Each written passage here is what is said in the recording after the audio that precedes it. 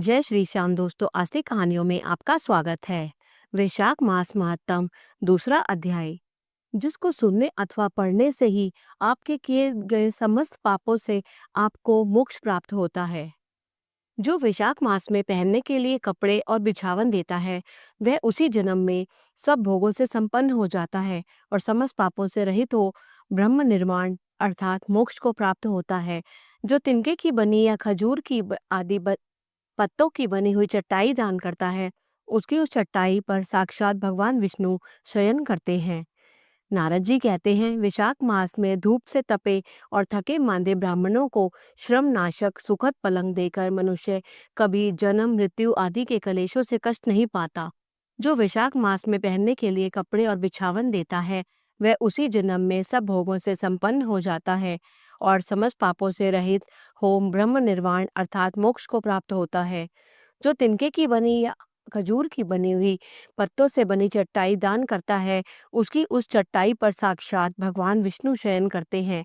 चटाई देने वाला बैठने और बिछाने आदि में सब और से सुखी रहता है। जो सोने के लिए चटाई और कंबल देता है, वह उतने ही मात्र से मुक्त हो जाता है। निद्रा से दुख का नाश होता है, निद्रा से थकावट दूर होती है और निद्रा चटाई पर सोने वाले सुख पूर्वक आ जाती है। धूप से कष्ट पाए श्रेष्ठ ब्राह्मण को जो सूक्ष्मतर वस्त्र दान करता है, वह पूर्ण आयु पर परलोक में उत्तम गति को पाता है। जो पुरुष ब्राह्मण को फूल और रोली देता है, वह लौकिक भोगों का भोग करके मोक्ष को प्राप्त होता है।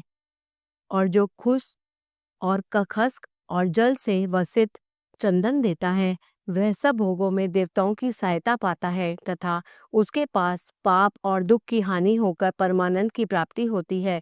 विशाख के धर्म को जानने वाला जो पुरुष गोरोचन और कस्तूरी का दान करता है, वह तीनों तापों से मुक्त होकर परम शांति को प्राप्त होता है।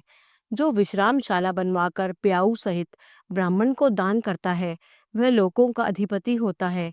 जो सड़क के किनारे बगीचा, पोखरा, कुआं और मंडप बनवाता है, वह धर्मात्मा है। उसे पुत्रों की क्या आवश्यकता। अर्थात उत्तम शस्त्र का श्रावण, तीर्थ यात्रा, सत्संग, जलदान, अन्नदान, पीपल का वृक्ष लगाना तथा पुत्र, इन सात को विज्ञ पुरुष संतान मानते हैं। जो विशाख मास में तापनाशक तक्र दान करता है, वह इस पृथ्वी पर विद्वान और धनवान होता है।